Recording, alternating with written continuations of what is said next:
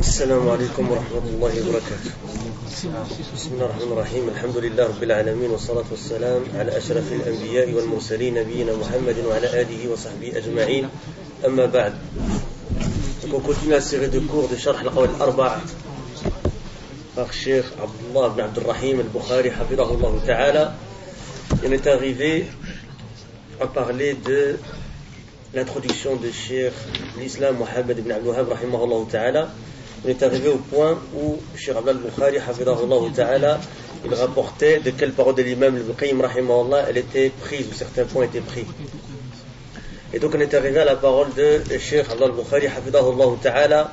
وهنا أيضا كلمة للإمام ابن القيم رحمه الله تعالى في الفوائد، يقول في شأن السعادة لمن يبحث عن السعادة. قال رحمه الله تعالى: والأصول التي انبنى عليها سعادة العبد ثلاثة. سعادة العبد تنبني على ثلاثة أصول لكل واحد منها ضد، فمن فقد ذلك الأصل حصل على ضده. أولاها التوحيد وضده الشرك، والسنة وضدها البدعة، والطاعة وضدها المعصية. الهدوء بارك الله فيكم. الهدوء والطاعة وضدها المعصية، ولهذه الثلاثة ضد واحد، وهو خلو القلب من الرغبة في الله وفيما عنده، ومن الرهبة منه وما عنده، وهكذا رجع الأمر إليه. فقل لي بربك من يقول إن دراسة كتب العقيدة تقسي القلب معرفة الاعتقاد الصحيح ومذاق حلاوته. Donc Cheikh Abdullah al-Bukhari hafidahullah ta'ala, on va déjà traduire ce premier passage. Il dit rahimahullah, toujours en continuation de l'explication de l'épître Les 4 règles de Cheikh al-Islam Mohammed ibn Abdul Wahhab rahimahullah ta'ala, il y a aussi une parole de l'imam Ibn al-Qayyim, qu'Allah lui fasse miséricorde, qui s'appelle Al-Fawaid, dans un livre qui s'appelle Al-Fawaid. C'est un livre qui porte bien son nom et qui est un livre que je vous recommande vivement si vous ne l'avez pas encore lu. Et c'est un livre d'Ibn al-Qayyim qui est très connu, qui s'appelle Al-Fawaid. Et dans ce livre qui est très connu d'Ibn al-Qayyim, Al-Fawaid, il dit une parole dans laquelle il dit au sujet du bonheur pour celui qui cherche le bonheur. Alors ici, pour juste recadrer un peu le sujet du cours, on étudie Al-Arba', on le sait. On a fait l'introduction des Cheikh al-Islam. On a fait la biographie de Cheikh al-Islam Mohammed ibn Abdul Wahhab rahimahullah. Puis on a fait la biographie de Cheikh Abdullah al-Bukhari, qui est l'explicateur de l'épître.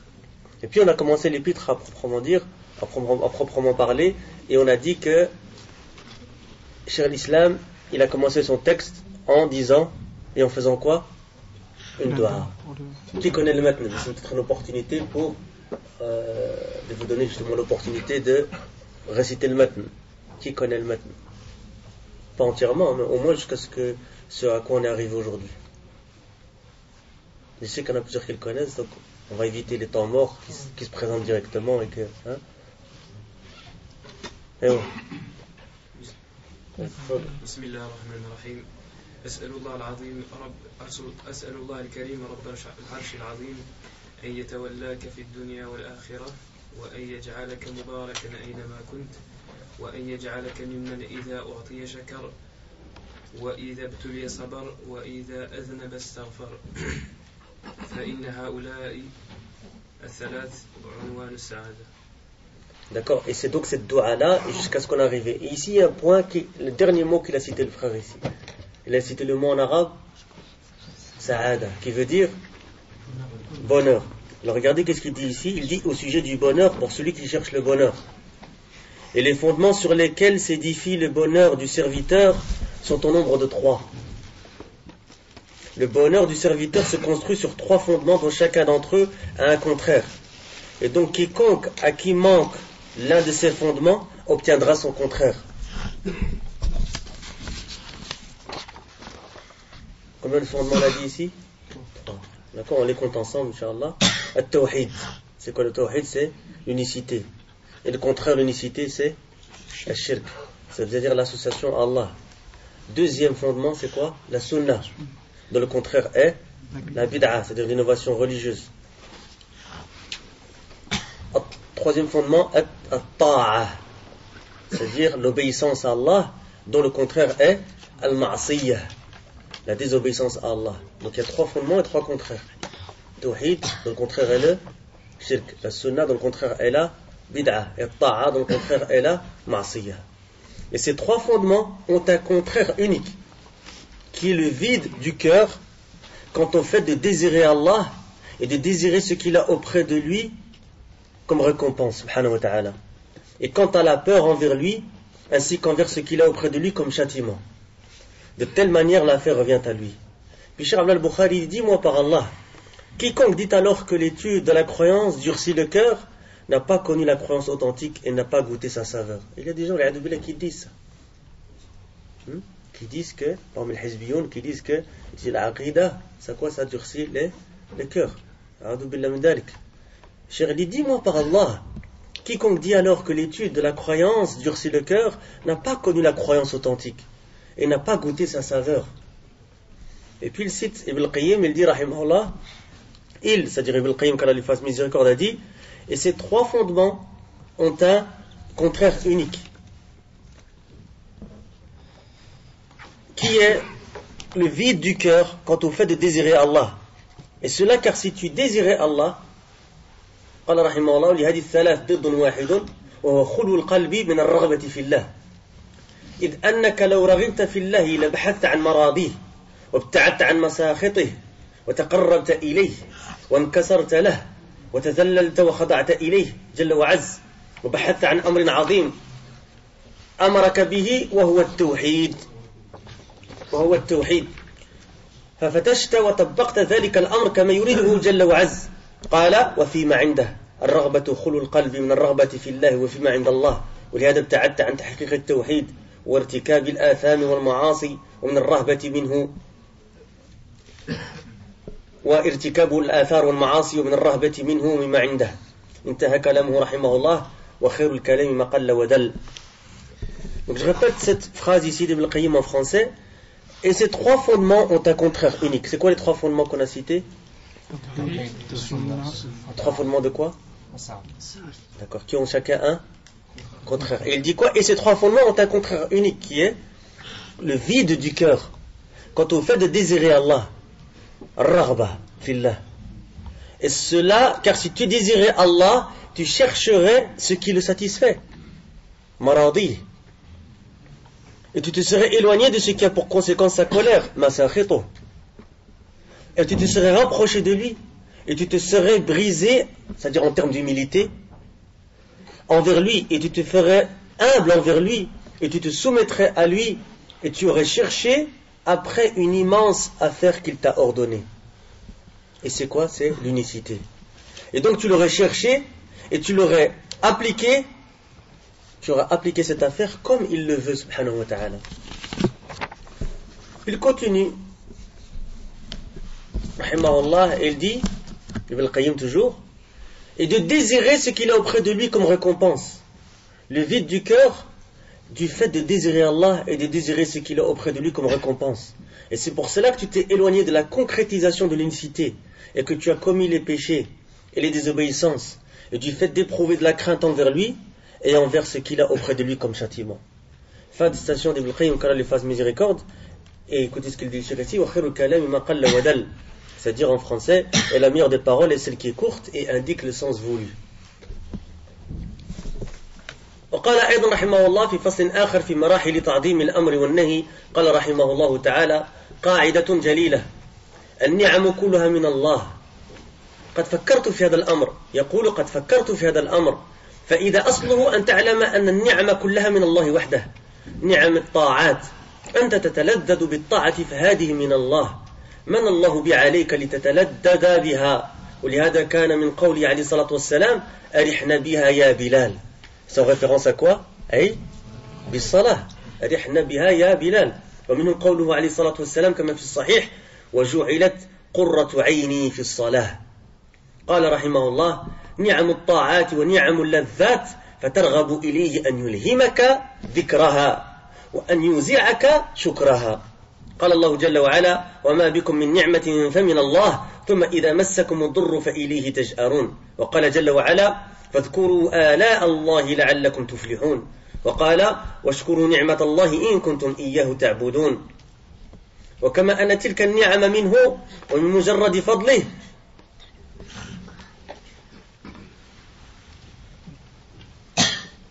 فذكرها النعم هو أليس كذلك. Comment on répond en arabe quand on veut dire oui par rapport à أليس كذلك? Bala. On ne dit pas na'am. C'est une erreur que des gens font. D'ailleurs, pour ceux qui ont l'habitude d'écouter Cheikh Al-Albani, quand il débattait des fois quelqu'un qui lui disait أليس كذلك, il disait na'am, il disait la, bala. Hein? Et comment on dit non? Kalla. C'est une faïda dans la langue arabe. Quand on vous dit أليس كذلك, n'est-ce pas, on ne répond pas par na'am, on dit bala. Et quand on veut dire non, on dit kalla. Bala et kalla. D'accord? Alors, question pour les lughawiyoun. Hein? Quand est-ce qu'on répond par ajal? Ajal, qu'est-ce que ça veut dire ajal? Je l'avais dit dans un dars, hein? Faut revenir. Quand est-ce qu'on répond par ajal? Ajal, qu'est-ce que ça veut dire d'abord? Oui? D'accord. Mais quand est-ce qu'on répond par oui en disant pas na'am, en disant ajal? J'avais rapporté ça sur l'Éthiopie dans le Sharh Sahih Muslim, il avait dit, ou du Sunan Nasa'i, il avait rapporté une faïda par rapport à ça. On répond par na'am quand c'est une question, et on répond à ajal quand on veut confirmer quelque chose. D'accord? Vous comprenez? Hein? Exemple. Et on retourne sur l'Éthiopie. C'est quand la question est affirmative. Voilà, c'est ça. D'accord. Hein? D'accord? Parce que quand c'est une question pour demander qu'est-ce que c'est, tu réponds par na'am ou la. Tandis que c'est une question, comme les frères, peut-être en français, pour dire ça par question affirmative, tu réponds, c'est-à-dire que tu confirmes, hein, ou tu affirmes, tu dis ajal.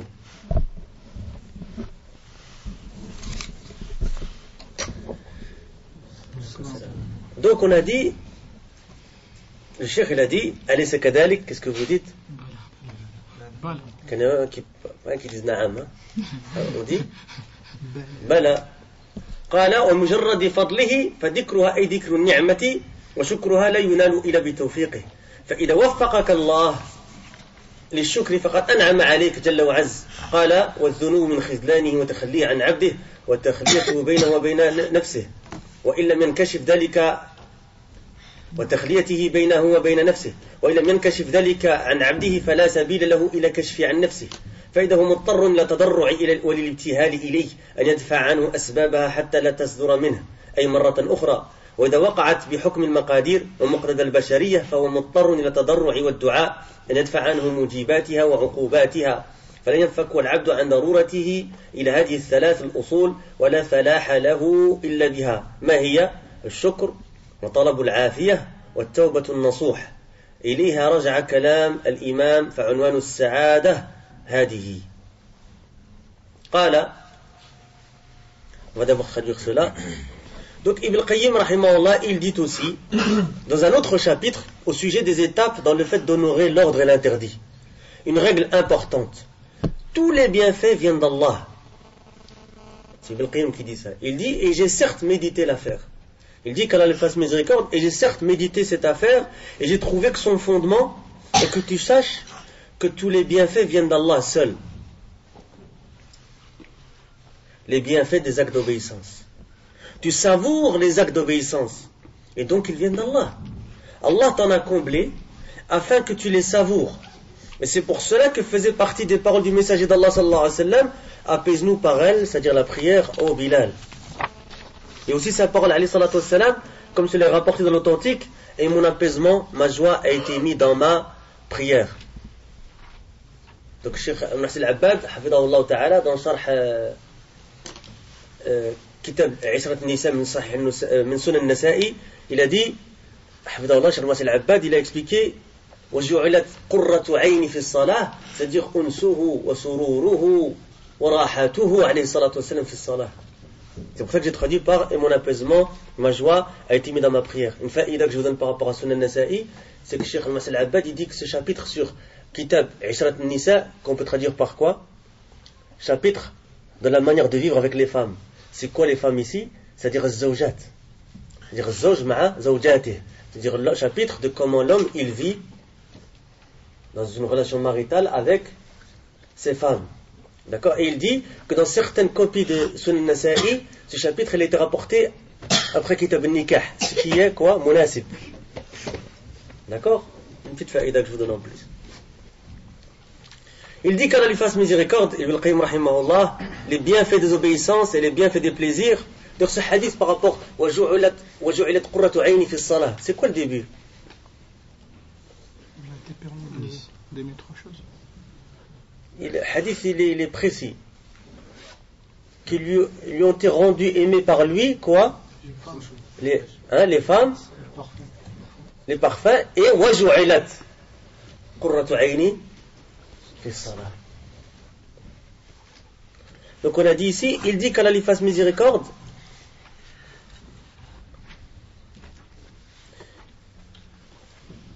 Les bienfaits, les bienfaits des obéissances et les bienfaits des plaisirs. Et donc tu l'implores, c'est-à-dire que tu implores Allah qu'il t'inspire le fait de t'en rappeler et qu'il t'inspire, ou de mentionner si vous voulez, d'ikruha, et qu'il t'inspire le fait de le remercier pour ses bienfaits. Je répète cette phrase. Les bienfaits des obéissances et les bienfaits des plaisirs. Et donc tu l'implores, tu implores Allah qu'il t'inspire le fait de les mentionner, de t'en rappeler, et qu'il t'inspire le fait de le remercier pour ses bienfaits. Alors là, le trio dit, dans la traduction du sens est, et tout ce que vous avez comme bienfait provient d'Allah. Puis quand le malheur vous touche, c'est lui que vous implorez à haute voix. Surat Nahl, verset 53. Et vous allez voir que quand on a parlé de Ni'am, on a souvent rapporté des versets de Surat Nahl. Et d'ailleurs, un des noms de Surat Nahl, c'est Surat Al-Ni'am, la Surat des bienfaits. Comme par exemple Surat Al-Ankabut, c'est Surat Al-Fitan. Parce qu'elle parle beaucoup des fitan. Elle commence par d'ailleurs Alif Lam Mim. أحسب الناس أن يتركوا أن يقولوا آمنا وهم لا يفتنون ولقد فتنا الذين من قبلهم فليعلمن الله الذين صدقوا وليعلمن الكاذبين إلى آخر الآيات. Et Allah le trio dit sur la traduction du sens est, et bien rappelez-vous les bienfaits d'Allah afin que vous réussissiez. Surat Al-A'raf, verset 69. Et Allah le trio dit dans la traduction du sens est, et soyez reconnaissants pour les bienfaits d'Allah si c'est lui que vous adorez. Encore une fois, Surat Nahl, verset 114. Et comme ces bienfaits ne viennent que de lui, et que de sa grâce, subhanahu wa ta'ala, le fait d'en faire mention, et chéri dit, les bienfaits viennent d'Allah, n'est-ce pas? Alisa kadalik? Ouais, les frères. Voilà. Il dit, et comme ces bienfaits ne viennent que de lui, et que de sa grâce, le fait d'en faire mention, c'est-à-dire le fait de mentionner les bienfaits, et de remercier pour ces bienfaits, ne peut être obtenu qu'ici Allah le facilite. Et si Allah te facilite à le remercier pour ses bienfaits, alors il t'aura comblé d'un bienfait. Ne vous inquiétez pas, vous aurez les notes pour revoir ça. Ça c'est Ibn al-Qayyim qui parle, rahimahullah. Hein? Alayhi rahmatullah. Il dit, toujours Ibn al-Qayyim rahimahullah, et les péchés font partie du fait qu'il, c'est-à-dire Allah subhanahu wa ta'ala, laisse son serviteur et l'abandonne, et qu'il le laisse entre lui et son âme, qu'il le laisse avec son âme. Et s'il ne dissipe pas cela pour son serviteur, ce serviteur n'a aucun moyen de dissiper cela pour lui-même. Et donc, le serviteur est dans la nécessité d'implorer Allah qu'il repousse de lui ses causes, afin que cela n'émane pas de lui, c'est-à-dire une autre foi. Et si cela arrive par le jugement de ce qui est prédestiné et conformément à la nature humaine, le serviteur est alors dans la nécessité d'implorer Allah et d'invoquer Allah qu'il repousse de lui les conséquences de cela et les châtiments en raison de cela. Et donc le serviteur ne peut se séparer de son besoin de ces trois choses, de ces trois fondements, et il ne peut obtenir la réussite qu'au moyen de ces trois fondements. Quels sont-ils? Le remerciement, le shukr, demander à Allah d'être préservé, talabul afiyah, et le troisième, at-tawbatun nasuh. Et le mot ici nasuh, il est important, at-tawbatun nasuh, le repentir sincère. Et c'est à ces trois choses que revient la parole de l'imam, et c'est l'adresse du bonheur. Qu'est-ce qu'on a dit dans le matn de Cheikh al-Islam Muhammad al-Wahhab? وهؤلاء الثلاث عنوان السعادة. Vous avez compris pourquoi il a rapporté toutes ces paroles d'Ibn al-Qayyim rahimahullah? Pour vous expliquer c'est quoi le bonheur, c'est quoi l'adresse du bonheur. قال, qui toujours ابن القيم رحمه الله ثم فكرت فإذا مدار ذلك على الرغبة والرهبة وليس بيد العبد بل بيد مقلب القلوب ومصرفها كيف شاء سبحانه فإذا وفق عبده أقبل بقلبه إليه وملأه رغبة ورهبة وإن خذله تركه ونفسه ولم يأخذ بقلبه إليه ولم يسأله ذلك وما شاء الله كان ولم يشأ لم يكن. انتهى كلامه رحمه الله. Regardez ces magnifiques paroles d'Ibn al-Qayyim rahimahullah qui demandent vraiment qu'on se concentre, hein, parce que c'est comme il a dit le cheikh khairul kalam ma qalla wa dal. Ibn al-Qayyim il dit puis j'ai médité, souvent il dit ça Ibn al-Qayyim rahimahullah, puis j'ai médité à ce sujet et j'ai trouvé que cela tourne autour du désir ar-raghba et de la crainte ar-rahba et que cela n'est pas dans les mains du serviteur mais de plus que cela est dans les mains de celui qui tourne les cœurs et qui les oriente comme il veut subhanahu wa ta'ala. Et donc s'il facilite Allah subhanahu wa ta'ala cela à son serviteur, le serviteur se tourne avec son cœur vers lui, vers Allah subhanahu wa ta'ala, et Allah lui remplit le cœur de désir et de crainte. Et s'il l'abandonne, il le laisse et ne prend pas son cœur vers lui. Et lui, le serviteur, ne lui demande pas cela. Et ce qu'Allah a voulu est, et ce qu'il n'a pas voulu n'est pas. Fin de citation d'Ibn al-Qayyim, qu'Allah lui fasse miséricorde.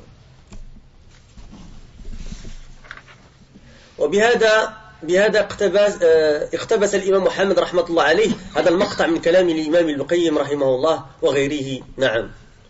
Donc Cheikh Abdel Bukhari termine ce passage en disant, et donc l'imam, qu'Allah lui fasse miséricorde, c'est-à-dire l'imam Mohammed, Cheikh al-Islam, Mohammed Abdel Wahhab, rahimahullah, après cette parole de la parole d'Ibn Qayyim et d'autres. D'accord? Puis le Cheikh, il va continuer, mais d'abord il y a le talib qui lit le matn, qui va continuer le matn. Donc on est arrivé à فَإِنَّ هَؤُلَاءِ الثَّلَاثِ عُنَانُ السَّعَادَةِ. Maintenant on arrive à la suite du matn. يعلم أرشدك الله لطاعته أن الحنيفية ملة إبراهيم أن تعبد الله وحده مخلصا له الدين كما قال تعالى وما خلقت الجن والإنس إلا ليعبدون فإذا عرفت أن الله خلقك لعبادته فاعلم أن العبادة لا تسمى عبادة إلا مع التوحيد كما أن الصلاة لا تسمى صلاة إلا مع الطهارة فإذا الشرك في العبادة ها أفسدت تسير فسدت كما كالحدث إذا دخل أيوة اللي تخطوني الأفخاذ أيوة وبس كيف وبس ها دخل في الطهارة et puis c'est بس oui c'est بس vous savez j'ai récité bravo maintenant. Ah, je vous ai eu, hein. Allez les frères, faut pas avoir peur les frères. Si quelqu'un veut réciter, qu'il récite. Ceux qui ne veulent pas réciter, on va pas dire un tapom. On voudrait que les frères continuent à venir au dars. Alors, qui veut réciter? Qui connaît jusque-là? Non, la marche avec le taïté. Yallah, il faut le dire. Yallah, qui veut réciter? Peut-être qu'il y a des gens qui nous écoutent sur internet qui aimeraient bien réciter, mais ils ne peuvent pas parce que. Hein? Alors qui veut réciter? Tu as laissé le. On a dit on s'est arrêté à فإن هؤلاء الثلاث عنوان السعادة. Donc celui qui veut réciter continue à partir de là. اعلم. تفضل. اعلم أرشدك الله لطاعته أن الحنيفية ملة إبراهيم أن تعبد الله وحده مخلصا له الدين وبذلك أمر الله جميع الناس وخلقهم لها كما قال تعالى وما خلقت الجن والإنس إلا ليعبدون فإذا عرفت أن الله خلقك لعبادته فاعلم أن العبادة لا تسمى عبادة إلا مع التوحيد كما أن الصلاة لا تسمى صلاة إلا مع الطهارة فإذا دخل فإذا دخل الشرك في العبادة فسدت كالحدث إذا دخل في الطهارة. Vous avez remarqué que le frère il a dit un morceau de phrase en plus. Moi aussi je l'avais étudié comme lui, il l'a fait. Et ça c'est pas repris dans les notes que vous avez. Donc soyez pas surpris, d'accord? Quelqu'un d'autre? Je sais pas si vous êtes basé sur celui-ci ou sur un autre matn pour l'étudier. Peut-être que tu as fait ailleurs. Hein, d'accord? Et ouais. C'est le cas aussi de la Vous version. avez compris ce que j'ai dit là? Il a dit أن تعبد الله وحده مخلصا له الدين, et puis il a dit وبذلك أمر الله جميع الناس وخلقهم لها. C'est au sous salaf. Hein? Dans les trois fondements, c'est comme ça. Ça, c'est au sous salaf. D'accord, donc qui veut réciter?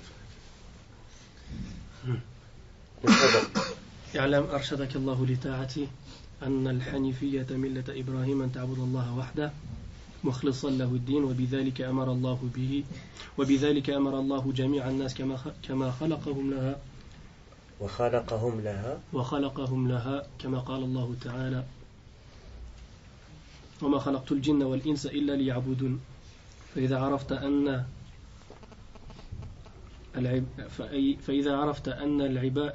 أن الله خلقك لعبادته أن الله خلقك لعبادته عرفت أن ici le maître فإذا عرفت فاعلم, après c'est فاعلم أن العبادة لا تسمى عبادة إلا مع التوحيد كما أن الصلاة لا تسمى صلاة إلا مع الطهارة فإذا دخل الشرك في العبادة فسدت كالحدث إذا دخل في الطهارة. أحسنت, جزاكم الله خير. Vous allez voir qu'avec le temps, avec les doros, petit à petit on s'habitue au livre et tout ça, vous allez trouver beaucoup plus facile de le réciter devant des gens et dans le cadre d'un cours. Hein? Ça va devenir naturel. C'est à ça qu'on a essayé de tendre aussi. Alhamdulillah, d'être s'habituer un peu à parler de... Quelqu'un d'autre veut réciter?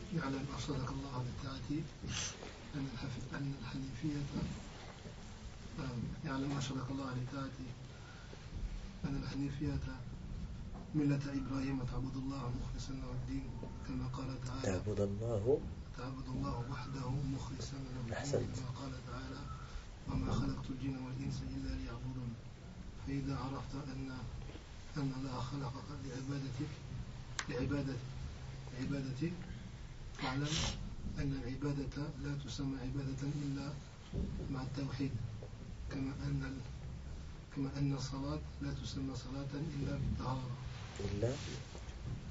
إلا مع الطهارة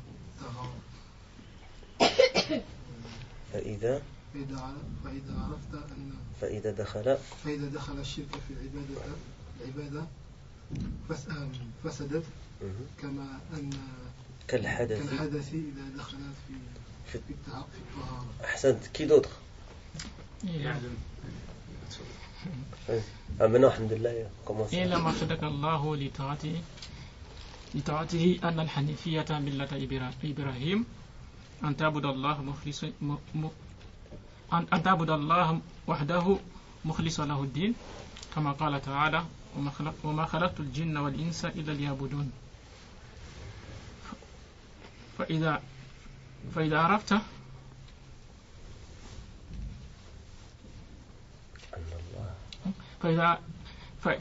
عرفت أن الله خلقك لعبادة فاعلم أن العبادة لا تسمى عبادة إلا مع التوحيد كما أن الصلاة لا تسمى صلاة إلا مع الطهارة فإذا عرفت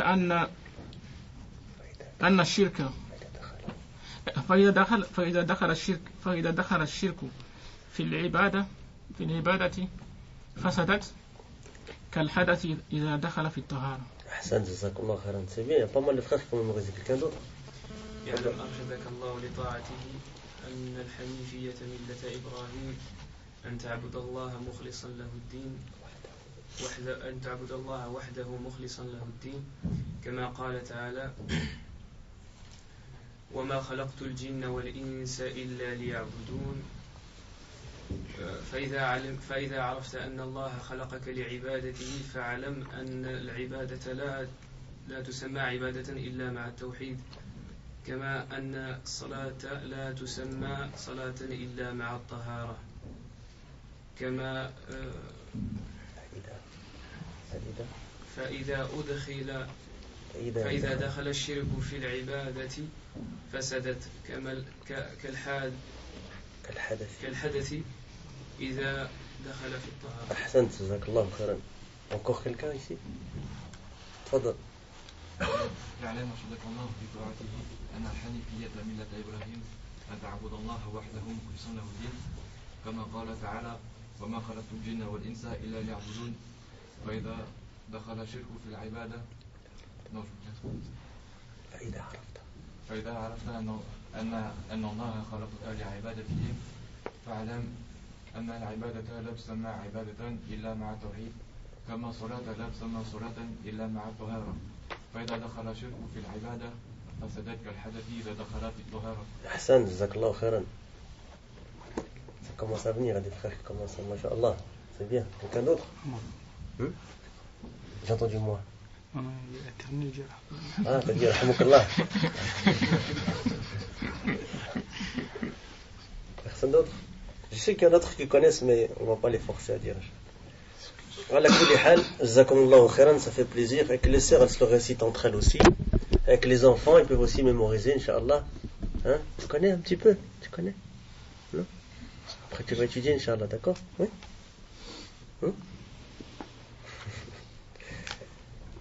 Le texte, Cheikh al-Islam Mohammed ibn al-Wahhab, qu'Allah lui fasse miséricorde, il dit: sache qu'Allah te guide vers son obéissance. Que la Hanifiyya est la religion d'Ibrahim, et c'est que tu adores Allah seul en lui vouant une adoration sincère, comme Allah a dit, dont la traduction du sens est: je n'ai créé les djinns et les hommes que pour qu'ils m'adorent. Surat al-Dhariyat, verset 56. Et donc, si tu sais qu'Allah t'a créé pour l'adorer, alors sache que l'adoration ne peut être appelée adoration qu'avec l'unicité. Tout comme la prière ne peut être appelée prière qu'avec la purification. Et donc, si l'association à Allah entre dans l'adoration, elle est corrompue, comme le hadath lorsqu'il entre dans la purification. D'accord? Le mot à Allah, c'est entre parenthèses, c'est juste pour que vous compreniez bien de quelle association on parle ici. D'accord? Maintenant, l'explication de Cheikh Abdullah al-Bukhari, hafidahullah ta'ala.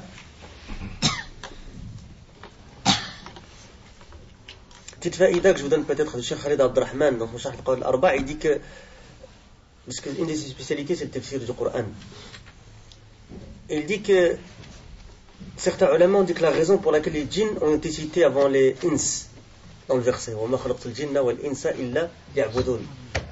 Pourquoi? C'est en premier? Non, parce qu'ils ont été créés avant. D'accord? Certains ulama ils ont dit ça. D'accord? Et aussi par rapport au verbe وَمَا خَلَقْتُ qu'il est venu avec l'ifrad.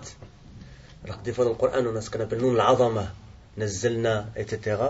D'accord? C'est justement une ishara que l'adoration lui doit être vouée de manière exclusive.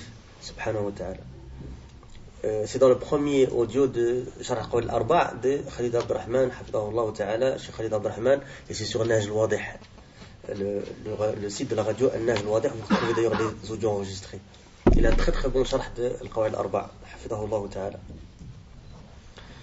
Donc on continue avec l'explication de Cheikh al-Bukhari, hafidahullah, qu'Allah le préserve, et il dit, l'imam Mohammed, qu'Allah lui fasse miséricorde, a dit: sache qu'Allah te guide vers son obéissance, que la Hanifiyya est la religion d'Ibrahim, Abraham en français, et c'est que tu adores Allah seul en lui vouant une adoration sincère, comme Allah a dit, selon la traduction du sens est: je n'ai créé les djinns et les hommes que pour qu'ils m'adorent. Sur le Dhariyat, verset 56.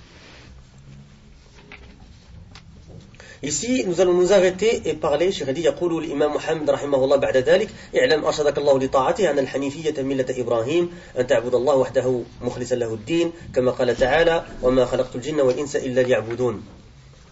هنا نقف ونتكلم على هذه أو على هذا المقطع من وجوه. الوجه الأول قوله رحمه الله: اعلم.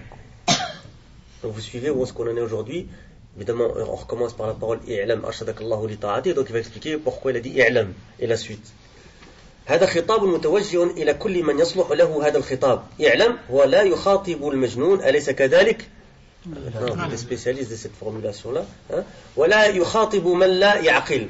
يخاطب من يصلح أن يكون هذا الخطاب له من حاضر أو سامع أو قارئ أو نحو ذلك، أليس كذلك؟ فهذا اللفظ خطاب متوجه إلى كل من يصلح له الدخول في هذا الخطاب. وفي أيضا أي في هذا القول: اعلم أرشدك الله لطاعته.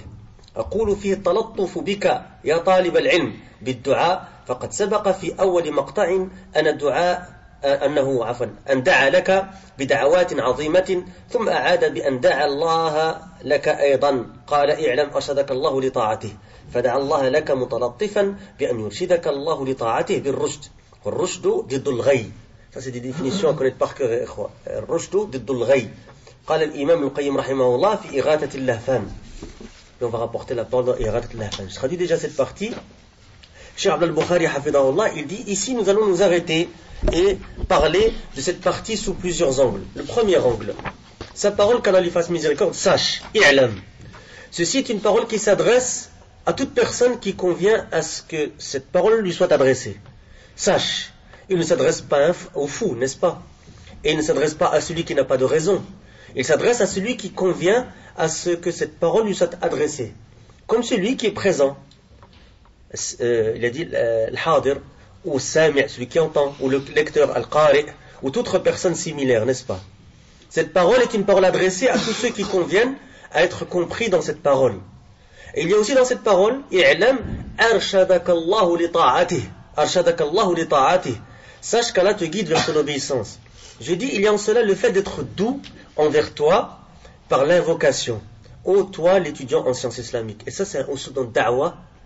Et quand on voit comment l'usloub des ulama, des imams muslihoun, des imams réunificateurs, les réformateurs, comment il est leur usloub dans da'wah.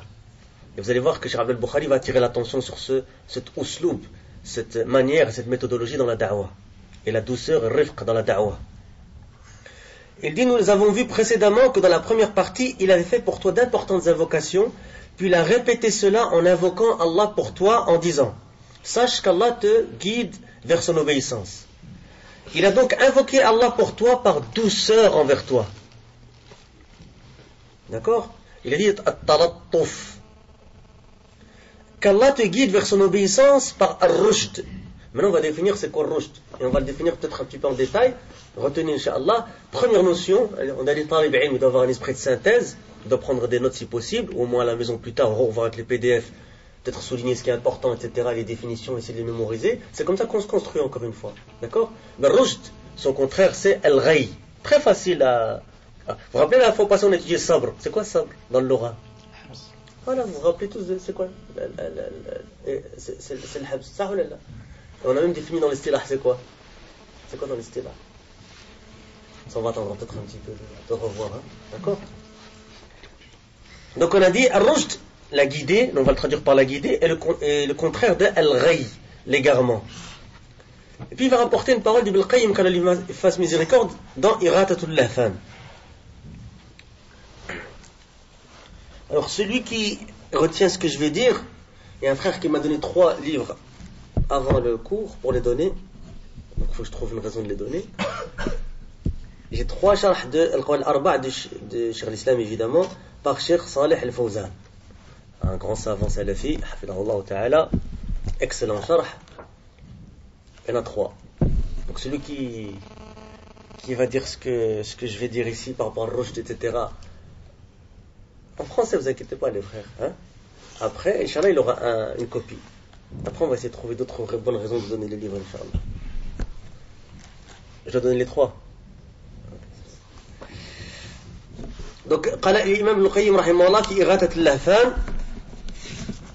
الرشد هو العلم بما ينفع والعمل به ثم قال والرشد والهدى إذا أفرد كل واحد منهما تضمن الآخر.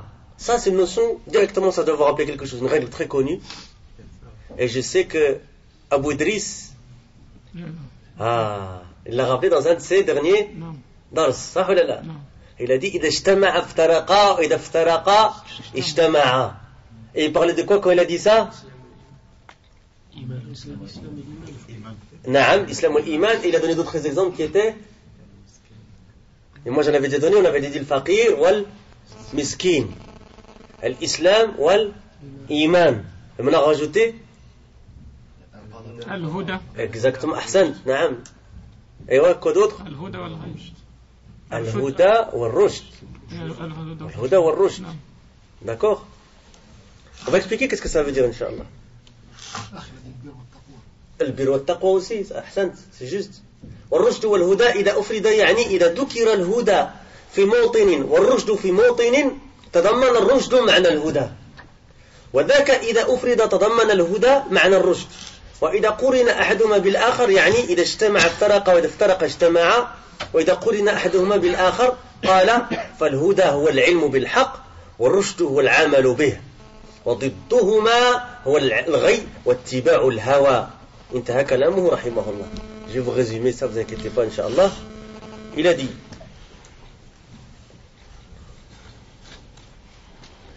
dans Ighathat al-Lahfan, un livre très connu d'Ibn al-Qayyim qui a été publié en 2 volumes, Al-Rushd, c'est la science de ce qui est bénéfique et sa mise en application.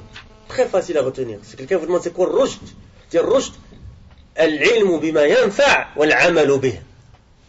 Très facile. Al-ilmu bima yanfa' wal-amalu bih. Très facile. C'est la science de ce qui est bénéfique et sa mise en application. C'est ça Rushd. Retenez, hein. C'est quoi Rushd en français? Je suis gentil, je l'ai dit encore une fois pour préparer le livre. On a dit c'est la science de ce qui est bénéfique et sa mise en application.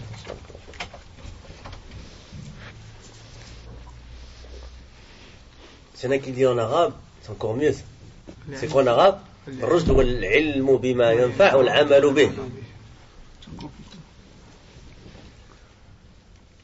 Puis il a dit, écoutez bien ça, donc on a défini c'est quoi Rushd. Vous dans votre tête, Rushd c'est quoi? C'est la science de ce qui est bénéfique et ça, mise en application, on est d'accord. Et Al-Rushd il y a le Huda, parce qu'il parle de Rushd et de Huda. Et pourquoi il parle de Rushd? I'lam Arshadaka Allahu li ta'ati. C'est pour ça qu'il explique le mot Rushd ici.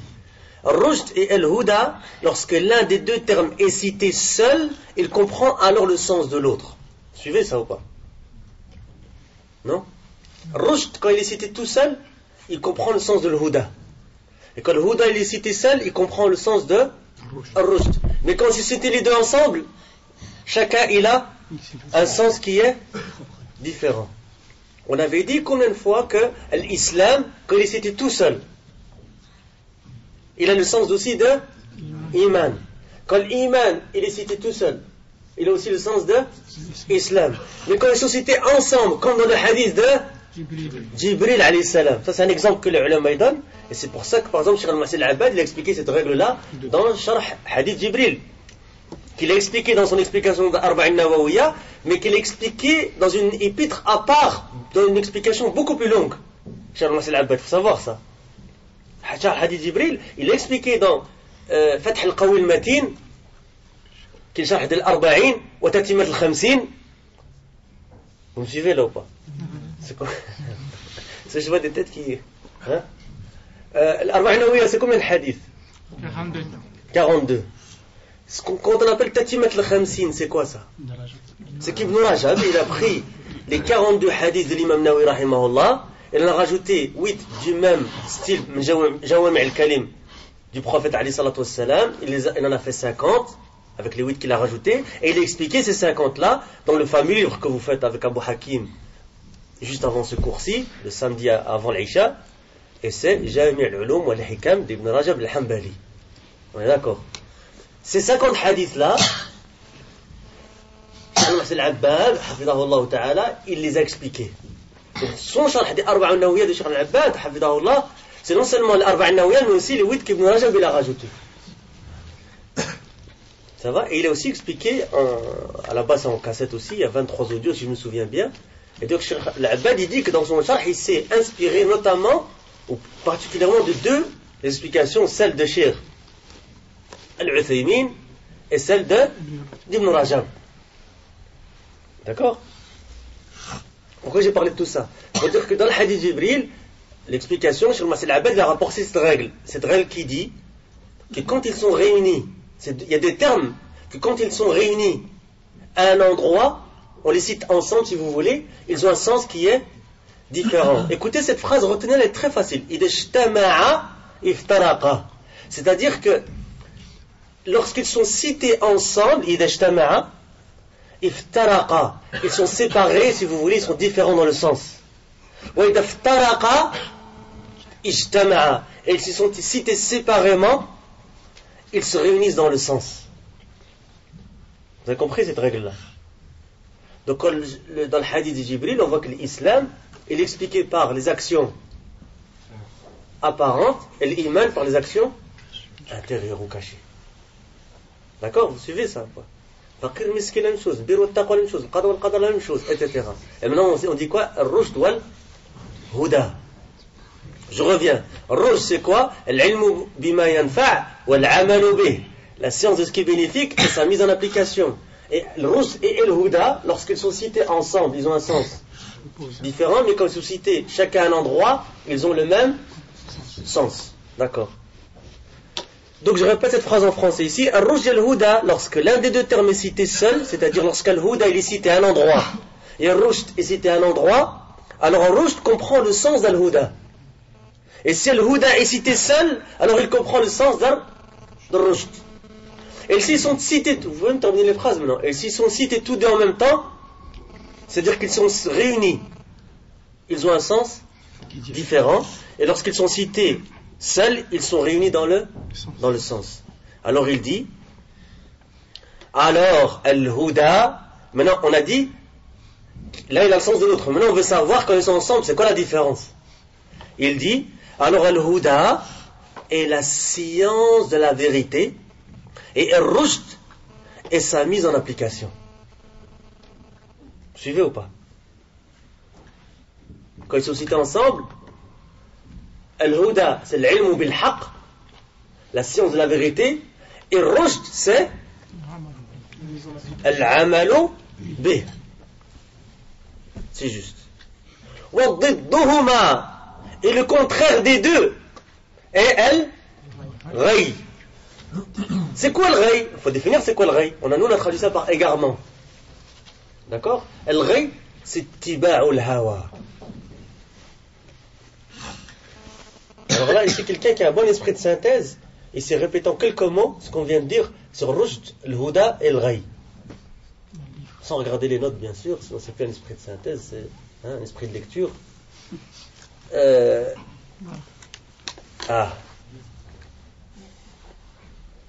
J'ai pas encore posé la question, j'ai déjà mal.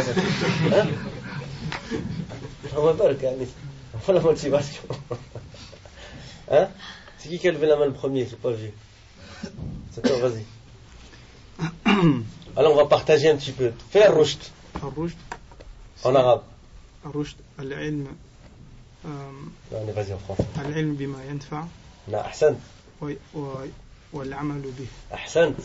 Donc ar-rushd, qu'est-ce que ça veut dire en français ça? C'est la science profitable.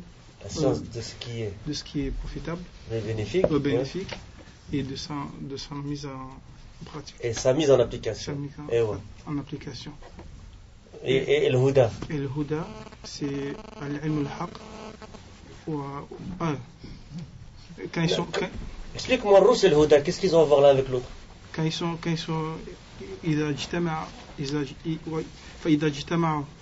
إذا اجتمعوا افترقا اجتمعا. Ahsan, qu'est-ce que ça veut dire? Quand ils sont réunis, ils diffèrent dans le sens. Et quand ils sont isolés chacun, ils ont un sens commun. Ils ont le sens commun. Et ouais. Donc maintenant je voudrais bien savoir, c'est quoi le sens quand ils sont regroupés? Quand ils sont regroupés, al-huda, al-ilm al-haq. Al-ilm بالحق. العلم بالحق والرشد العمل به. أحسنت. الهدى c'est العلم بالحق والرشد العمل به. En français, le huda c'est quoi? Le huda c'est la science véritable. C'est la science de la vérité. Et ouais. Et le rushd c'est sa mise en application. Sa mise en application. T'as presque tout livré. Il manque juste la fin, le glossaire et l'arrière du livre. Et ce qui les oppose, c'est al-ghayy. Ah. Et ce qui les oppose, c'est al-ghayy ou al-hawa. Non, c'est quoi al-ghayy? Al-ghayy. Al-ghayy. C'est quoi le ghayy? C'est tiba' al-hawa. Ahsan. Tu l'as déjà? Tu l'as? Il a. Tu l'as ou pas? Tu peux le donner à quelqu'un? Tu peux le donner à quelqu'un? Je l'ai. Mais non, je l'ai. Allez, quelqu'un d'autre. Je lui donne aussi un livre. Bon, là, il a tracé la voie, donc c'est facile. Qui veut le faire? Tu l'as, le livre?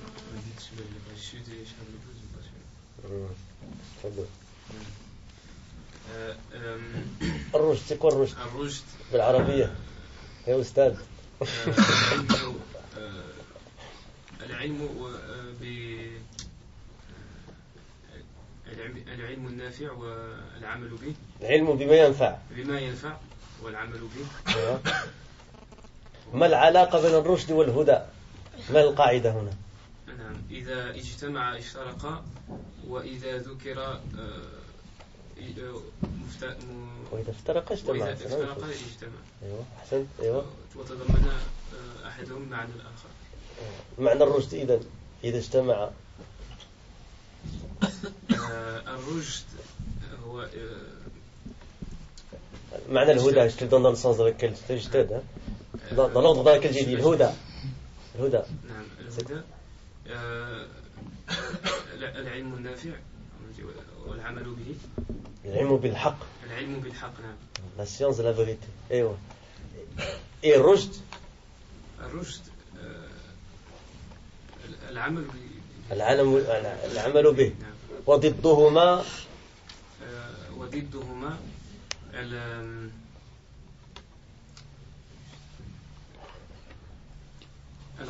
الغي وهو اتباع الهوى أحسن تفضل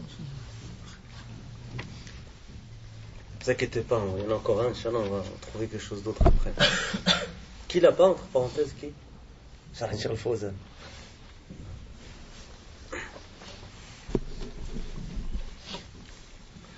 On continue. فالإمام محمد بن عبد الوهاب هنا يدعو الله لك بالرشد لطاعته. Vous voyez l'intérêt de ça, le hifd, c'est très important, il y a dans talab al-ilm. Très très important. Maintenant, quand tu lis maintenant, i'lam arshadak Allah li ta'ati. Tu sais pourquoi il a dit i'lam? Normalement, nous on se limite au sharh de Cheikh al-Bukhari, mais d'autres shuruhat, on voit en fait les adillah, d'où ils ont pris i'lam, les ulama. Et tu vas savoir aussi c'est quoi arshadak Allah li ta'ati, c'est une dua, pourquoi tu as fait cette dua? C'est quoi le sens de rushd? C'est quoi la différence avec le huda? La règle par rapport à ça? C'est quoi les contraires? C'est quoi, on va définir après c'est quoi ta'a? C'est toutes des notions que après tu connais. Et c'est ça l'intérêt. Et c'est comme ça que normalement on doit apprendre les livres. C'est comme ça qu'on fait un livre. Avec le texte, le matn, le sharh, les définitions, etc. Et chaque notion, on sait ce que ça veut dire. Et quand on a fini le livre, on a vraiment fini. Alhamdulillah, on a le livre. D'accord? Et on peut passer à un autre. Et il y a des notions qui se revisitent. Donc ça renforce. Ça se renforce au fur et à mesure. Avec le tikrar. فالإمام محمد بن عبد الوهاب رحمه الله تعالى هنا يدعو الله لك بالرشد لطاعته وهنا يعني أفردت فتضمنت معنى الهدى فهي هنا تتضمن معنى الهدى إذن العلم بما ينفع والعمل به فالإمام محمد رحمة الله عليه يدعو الله أن يرشدك لطاعته ويلاطفك بهذا الدعاء لأن العلم مبني على التلطف إذ هو رحيم ورحمة قال الله جل وعلا وما أرسلناك إلا رحمة للعالمين فهو رحم بين أهله ورحمة على الخلق أجمعين الله أكبر Cheikh, qu'est-ce qu'il dit ici? Donc l'imam Mohammed ibn Abdul Wahhab, qu'Allah lui fasse miséricorde, invoque Allah pour toi ici qu'il te guide vers son obéissance. Et ici ce terme ar-rushd a été cité seul et donc il comprend le sens d'al-huda. Et donc ici il englobe le sens du terme al-huda et donc la science de ce qui est bénéfique et sa mise en application. Ça vous connaissez cette notion maintenant, c'est pas un problème pour vous, alhamdulillah. L'imam Mohammed, qu'Allah lui fasse miséricorde, invoque Allah qu'il te guide vers son obéissance et il te parle gentiment par cette invocation. Yulatifuka en arabe. Latafa yulatifum wa latafatan. Par cette invocation, car la science est basée sur la délicatesse. At-talattuf. On peut traduire ce mot-là de talattuf. Talattafa fil kalam ou talattafa bil kalam. C'est quoi? C'est une délicatesse, une obligeance. Le fait de se montrer aimable envers quelqu'un. Car, écoutez cette phrase, لأن العلم رحم بين أهله ورحمة على الخلق أجمعين هو رحيم ورحمة car la science est un rahim, un lien de proximité. Le mot rahim à la base dans l'arabe c'est comme dans le sens du mot matrice, lien de parenté, etc. D'où le mot arham que vous connaissez, hein? صح ولا لا؟ يعلم ما في الأرحام, c'est dans le sens de quoi? De matrice, d'accord? Hein? Et par rapport à cette rahim, c'est quoi? Dans le sens de des gens avec lesquels tu as un lien de parenté, etc. Donc ici, rahimon, c'est-à-dire que la science est un lien de proximité entre ces gens et une miséricorde, rahma. Allah le Très-Haut dit, c'est dans la traduction du sens est, et nous t'avons envoyé comme miséricorde pour l'univers. Sourate Al-Anbiya, verset 107. Et la science est donc un lien de proximité entre ces gens, un lien qui les unit, si vous voulez, et une miséricorde pour toutes les créatures. Puis il dit le cheikh, ثم لتعلم أيها المحب أن هذه الكلمة كلمة إعلام إنما يؤتى بها في مقام الاهتمام. يؤتى بكلمة إعلام في مقام الاهتمام تنبيها وحثا للسامع على التدبر والإصغاء لما سيذكر له. Moi je vous conseille de mémoriser cette phrase par cœur. Pourquoi? Parce qu'une fois que tu l'as mémorisé, tu l'as mémorisé pour Al-Arba'a, tu l'as mémorisé pour Usul Thalatha, tu l'as mémorisé pour d'autres livres, etc. I'lam, qu'est-ce que ça veut dire ici? Tu lui dis directement I'lam fi maqam al-ihtimam. Pourquoi? Tanbihan wa hatta lis-sami'i lima sayuzkaru lahu wal isra'u lima sayuzkaru lahu, par exemple. D'accord? C'est-à-dire que, on va déjà traduire ça ici, c'est puis sache, ô toi celui qui aime, que ce mot sache n'est utilisé que dans une situation de considération d'importance. Le mot sache est utilisé dans une situation de considération d'importance afin d'attirer l'attention de celui qui entend. D'accord? Et afin de l'inciter, donc on a dit tanbihan, afin d'attirer l'attention, de faire remarquer, d'accord? Ou hathan, d'inciter, le mot hath, incitation. Et le fait de l'inciter à méditer et à écouter attentivement ce qui va lui être dit. Quand tu dis sache, qu'est-ce que tu vas faire toi? Tu vas te préparer. Et ça va t'inciter à écouter ce qui va être dit. C'est ça le but de cette parole, i'lam. Et il y a des preuves dans le Coran. Qui sait me citer un dalil dans le Coran? Fa'lam, hein? D'accord? Fa'lam. Verset de quelle sourate? Mohammed, quel verset? 19, c'est un verset très connu. Alhamdulillah, d'accord? Donc ici, les ulama ont cité différents exemples par rapport à ça.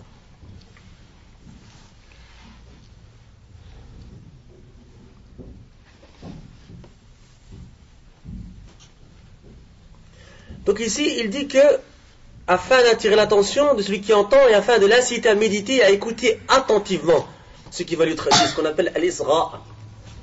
Al-isra. Et l'isra, j'en avais déjà parlé dans la langue arabe, qu'on avait fait, dans la Dora sur le Coran qu'on avait fait. Le premier dars que j'avais fait, c'était par rapport à comment bénéficier du rappel du Coran. Et on avait fait, dans le Fawaid ibn al-Qayyim, l'explication des versets de Surat Qaf. Quel verset? Inna fi dhalika la dhikra liman kana lahu qalbun aw alqa as-sam'a wa huwa shahid. Revenez, c'est traduit en PDF aussi et en audio sur notre site, dans la Dora qu'on avait fait sur le Coran, parmi les perles du Coran.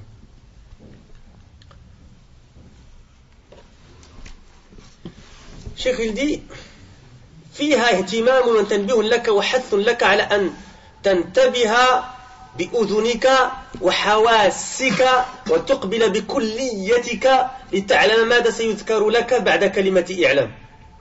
فهو كأنه يشد انتباهك لتهتم بما سيقول لك.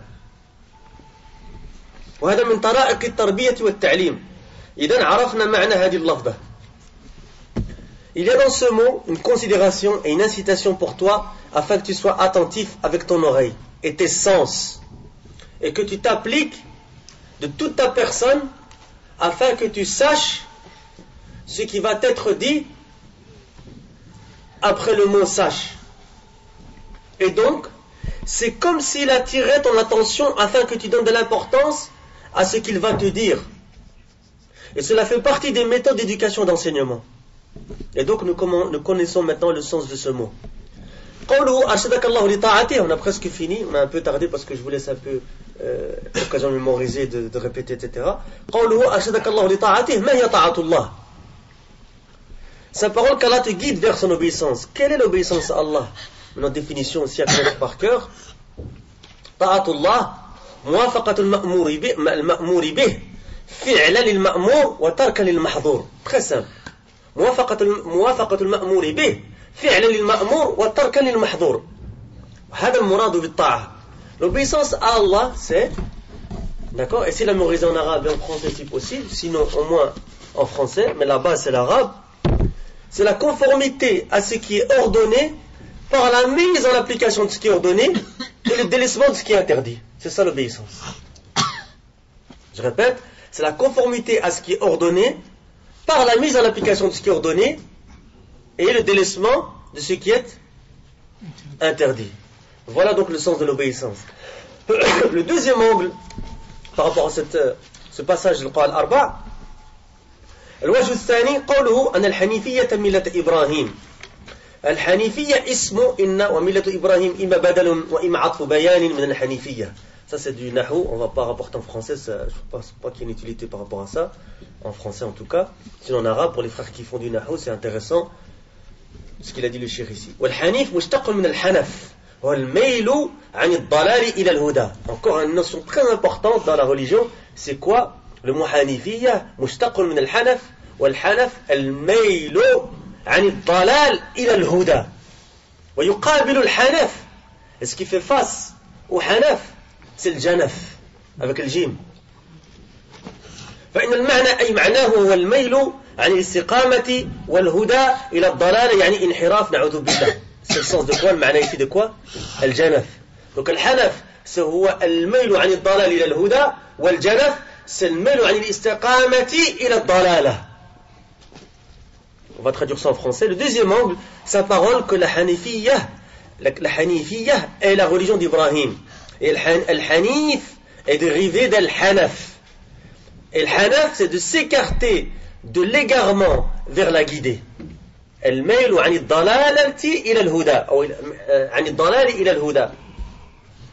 Et fait face au mot hanaf, ha, nun fa, un autre mot qui est jim, nun fa, al-janaf, avec la lettre jim. Et le sens del-janaf, c'est de s'écarter de la droiture et de la guider vers l'égarement. C'est-à-dire la déviance, et nous demandons à Allah de nous préserver de cela. Le hanif est donc, maintenant, si on a défini c'est quoi le hanaf, on sait c'est quoi le hanif.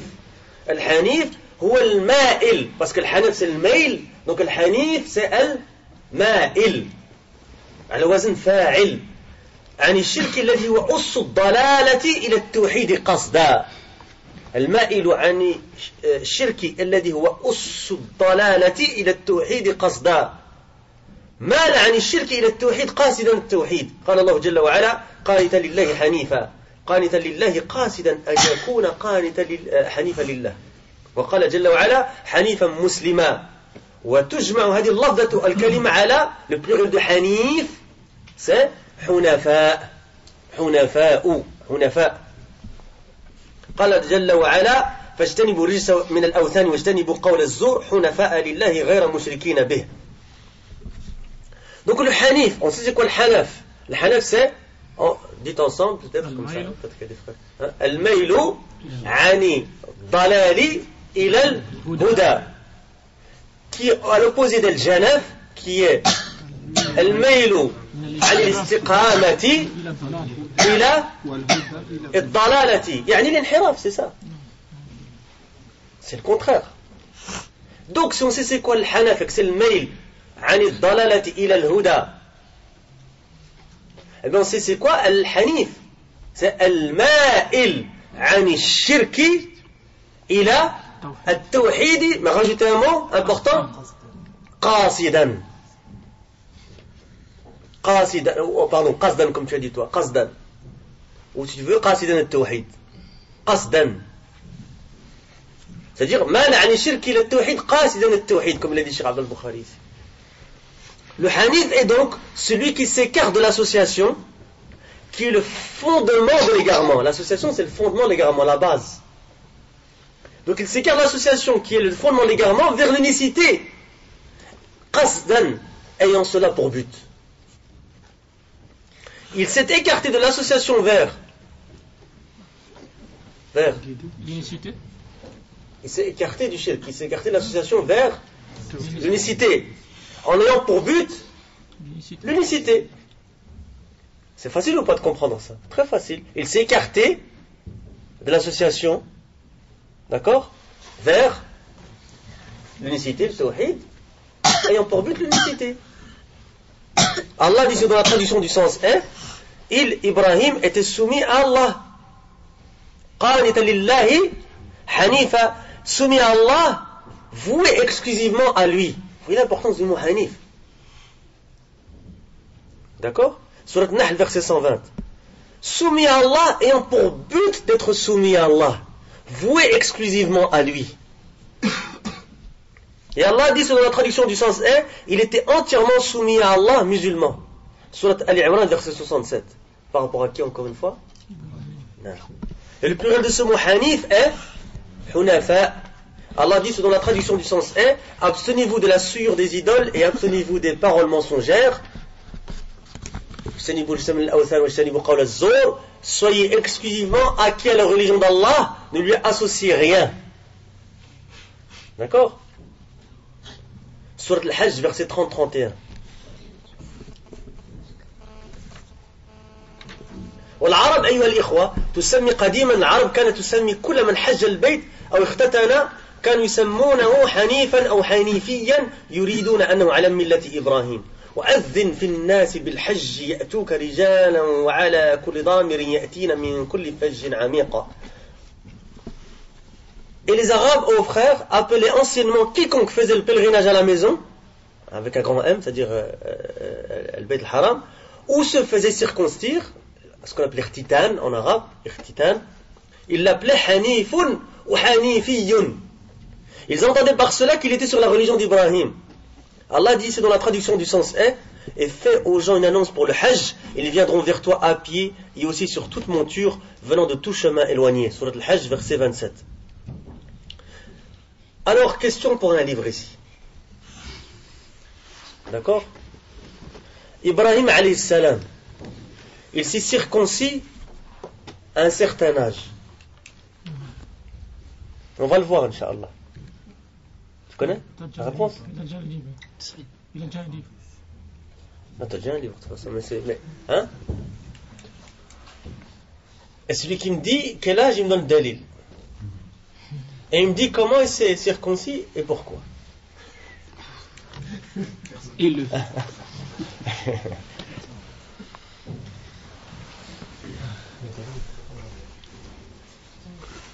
Et celui qui me donne l'âge exact avec le dalil, il a le livre. Ouais. Alors, tu as déjà le livre. Ou alors, si tu donnes une bonne réponse, choisis quelqu'un qui tu donnes. D'abord, de préférence, ceux qui n'ont pas encore reçu un livre. Regarde la lettre, parce que le cours c'est un peu long. C'est quoi l'âge? C'est à 70 ans. Non. Non. Ahsant. 80. نعم. دليل دليل حديث الصحيح حديث أبي هريرة اختتن إبراهيم النبي عليه الصلاة والسلام وهو ابن 80 سنة بالقدوم. C'est ça le hadith. Alors c'est quoi le qadoum? Hein? Ibrahim alayhi salam, il s'est circoncis avec le qadoum. Les ulama disent c'est alatun najjar. C'est un outil qui est utilisé par le menuisier. D'accord?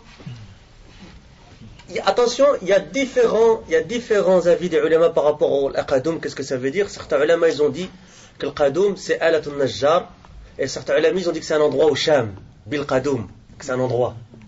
Le qawl rajih qu'il a dit Ibn Hajar et d'autres ulama, Ibn Hajar dans le Fath al-Bari, sur Sahih al-Bukhari, il a dit que c'est l'ala, l'instrument. D'accord? Ils ont rapporté, pour soutenir ça, que Ibrahim alayhi salam, quand il a reçu l'ordre, à l'âge de 80 ans de se circoncire, alayhi salatu wassalam, il a reçu par révélation, d'accord, il l'a fait avec Al-Qadoum, et donc ishtadda alayhi dalik. Il a une difficulté par rapport à ça. D'accord? Et qu'Allah Azza wa Jalla lui a dit, qu'est-ce qu'il lui a dit? Hein? Qu'il a fait vite avant qu'il reçoive l'ordre par quel instrument le faire. Et regardez la réponse d'Ibrahim alayhi salam, il a dit Ya Rab karihtu, ou comme maqal, il a dit j'ai réprouvé, j'ai détesté m'attarder à appliquer ton ordre, ton commandement. D'accord? Ça va? Et c'était qui d'ailleurs le premier à se circoncire? Non. D'accord? Et on va passer pas un cours de fiqh, mais c'est intéressant, allez voir. C'est comme ça, encore une fois que le talib se construit, le ulama il parle maintenant de celui qui se convertit à un certain âge, très avancé par exemple cet âge-là. Le ulama dit non, mais c'est circoncis. D'accord? Sauf si les gens qui sont spécialisés dans la matière ils disent que ça va lui causer un mal, que ça va lui causer du tort, etc. D'accord? C'est une discussion. C'est quoi l'irtital?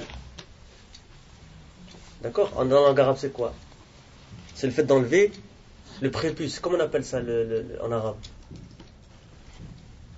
Il y a quelqu'un qui. Tu as reçu un livre, toi? Tu l'as, celui-là? Est-ce que tu as donné l'âge, hein? D'accord? Retournez au livre de Meshir par rapport à ça, Inch'Allah. On va pas s'attarder là-dessus, mais c'est juste pour vous dire, vous donner un petit peu d'informations, et que vous sachiez de quoi on parle ici. Parce que Cheikh, il a dit, حفظه الله شيخ البخاري يدي اختتن إبراهيم بالقدوم أليس كذلك؟ أيوه بلى كما في الصحيحين وكذا فكانوا يقولون هذا الاسم على من حج أو اختتن تنبيها على أنه على ملة إبراهيم عليه الصلاة والسلام. فملة إبراهيم إذن ما هي الحنيفية. ما هي الحنيفية؟ الميل عن الشرك إلى التوحيد قصدا، والتي عبر عنها الإمام محمد هنا أن تعبد الله وحده مخلصا له الدين. Et puis il a rapporté le wajh al-thalith. Et après on s'arrêtera à ça, Inch'Allah. Donc, Ibrahim alayhi salam, ici circoncis avec le qadoum. On a déjà parlé de qadoum. On a dit que la parole rendue la plus forte, ou estimée la plus forte par Ibn Hajar dans le Fath al-Bari, que c'est un outil de menuiserie, c'est l'ala. Et que c'est un hadith qui est rapporté dans les deux authentiques, c'est-à-dire al-Bukhari ou Muslim.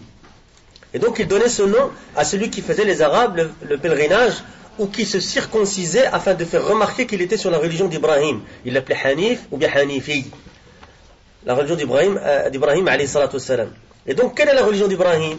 C'est Al-Hanifiyya. Et qu'est-ce qu'Al Hanifiyya? Vous le connaissez tous, la définition maintenant, alhamdulillah. C'est de s'écarter de l'association à Allah vers l'unicité en ayant cela pour but.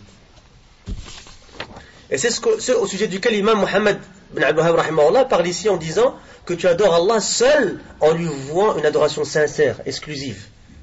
Le troisième angle, par rapport à ce paragraphe, cette partie du texte, الوجه الثالث المتأمل في القرآن يجد أمرين مهمين يتعلقان بالموضوع هنا، وهو يلحظ ويقرأ أن الله جل وعلا أمر نبيه محمدا صلى الله عليه وسلم باتباع ملة إبراهيم. قال الله جل وعلا ثم أوحينا إليك أن اتبع ملة إبراهيم حنيفا وما كان من المشركين. فده أمر من الله لمحمد صلى الله عليه وسلم بأن يتبع ملة إبراهيم عليه الصلاة والسلام.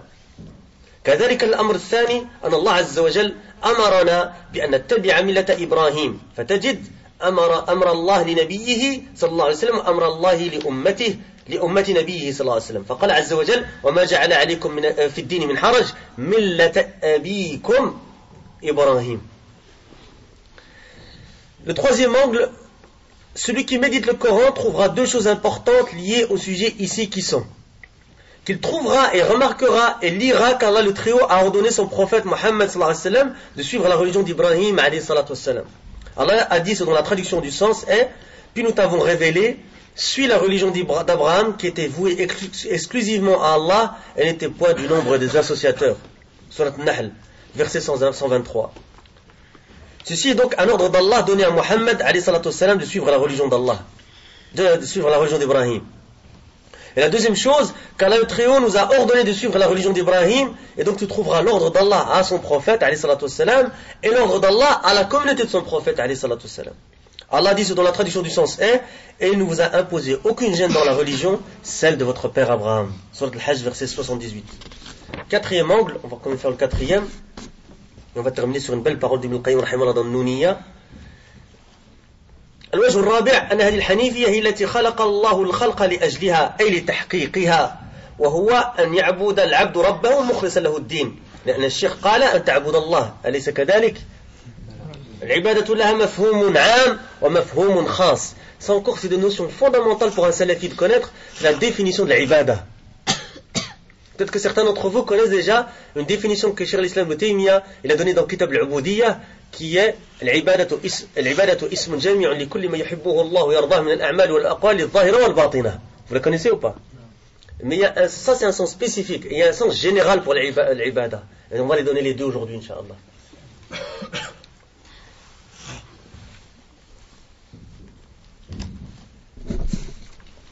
فالعام قال الشيخ عنه شيخ الإسلام رحمه الله طاعة الله بامتثال ما أمر به على ألسنة رسله أو على ألسنة الرسل. هذا المعنى المفهوم العام للعبادة.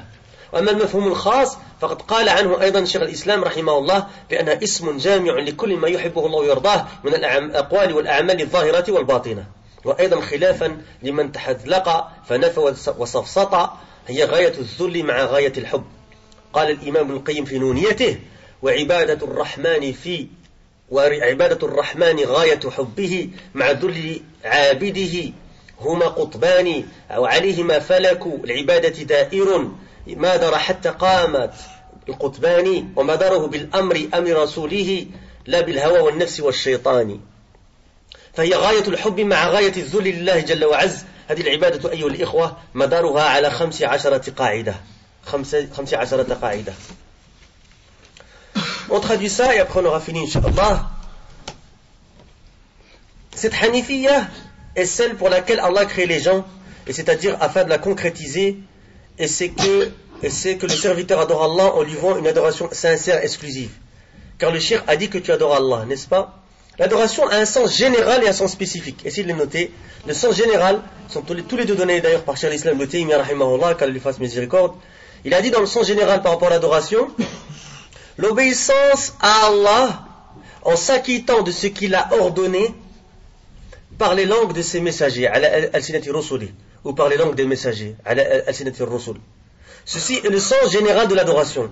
Quant au sens spécifique, Cheikh al-Islam Ibn Taymiyyah, qu'Allah lui fasse miséricorde, il a dit à son sujet, c'est un nom générique qui englobe tout ce qu'Allah aime et agrée, comme parole et action apparente et cachée. Regardez quelle belle définition que Cheikh al-Islam Ibn Taymiyyah rahimahullah il a donné, et je vous conseille de les mémoriser en arabe et en français, et elle sera disponible Inch'Allah dans les notes sur le site. Et c'est aussi contrairement à celui qui a fait de l'esprit tahazlaqa et qui a dénié wa nafa et a fait l'usage du sophisme wa safsata, le summum de la soumission avec le summum de l'amour, ghayatul dhul à ghayatul hubb. Rahmakallah.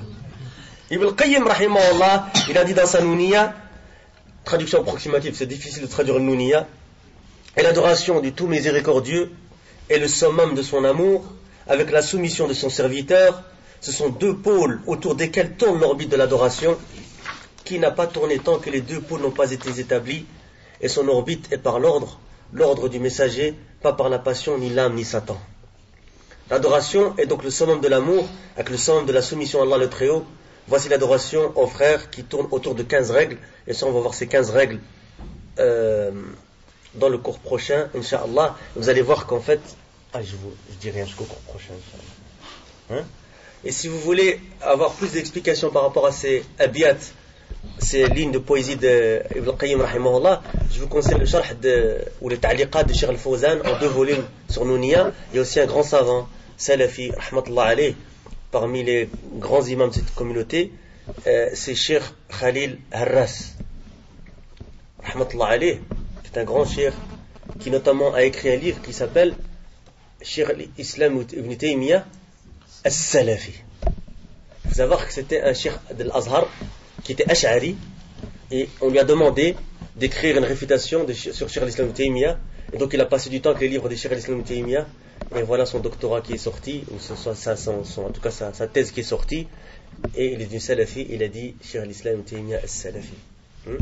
Et il a été demandé par Cheikh Ben Baz pour venir enseigner à l'université de Médine. Et alhamdoulilah, ils ont obtenu cela.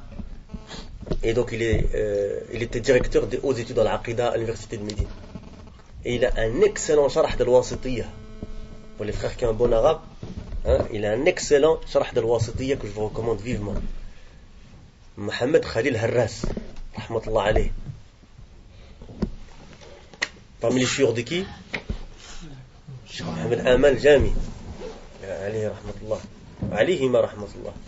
Voilà, on s'arrête là-dessus. Je vous conseille vivement demain. On fait d'abord le khutma. Wallahu alam, subhanaka wa bihamdika, ashhadu an la ilaha illa anta astaghfiruka wa atubu ilayk.